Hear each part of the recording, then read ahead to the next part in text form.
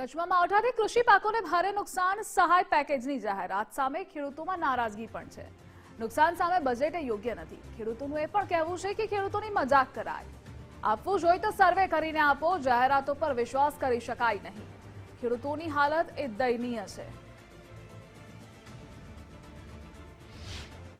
ખેડૂતો ખર્ચના અંદાજમાં બહુ પાયમાલ થઈ ગયા છે અને બીજું તો એવું છે સરકારની યોજના પ્રમાણે કે જે બેંક ધિરાણની અંદર કેસીસીમાં જે 3 લાખ રૂપિયા વગર વ્યાજની જે ધિરાણ આપવાનું છે એ પણ 5 લાખ હજી સુધી નથી થયું, તો ખેડૂતોની હાલત બહુ ગંભીર છે।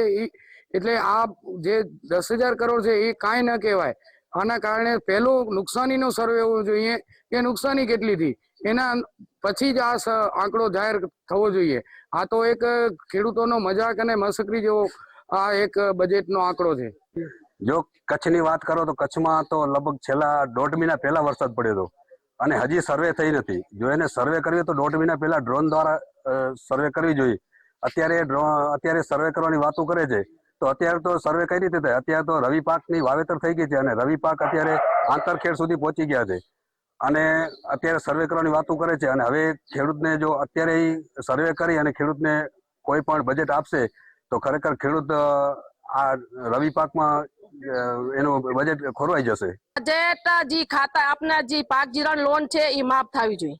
આ બજેટ ના હાલે। આ બજેટ ને એ નાના બજેટ આપે ને એ કે 6 ખાતામાં પૈસા આવે ને આ બજેટ ફાળવે ને એ બધી કહેવાની વાતો એ ખાલી અફવા એ બધા એના કઈ નથી ને એ આપવાના નથી ને આપશે ને એ નથી કોઈ ખેડૂત પગભર નથી થવાના। નુકસાન આપે છોકરું મોટું કરી એટલું આપણે છોડને મોટો કરવો પડે। એ ખેતીમાં કામ કરે તો એને ખબર પડે કે આ છોડ કેમ મોટો થાય, એનું કેટલું ખર્ચ છે।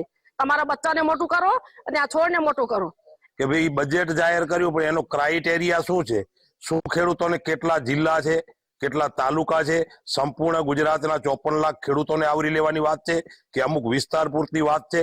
કોઈ બાબતની ચોખવટ નથી। એટલે આ બાબતમાં આ બજેટ મને એમ લાગે છે કે આ બધી ચોખવટ કર્યા પછી વિશેષ આમાં વાત કરી શકાય। અત્યારે આ માત્ર સરકાર જાહેરાત કરે છે એવું મને લાગે છે।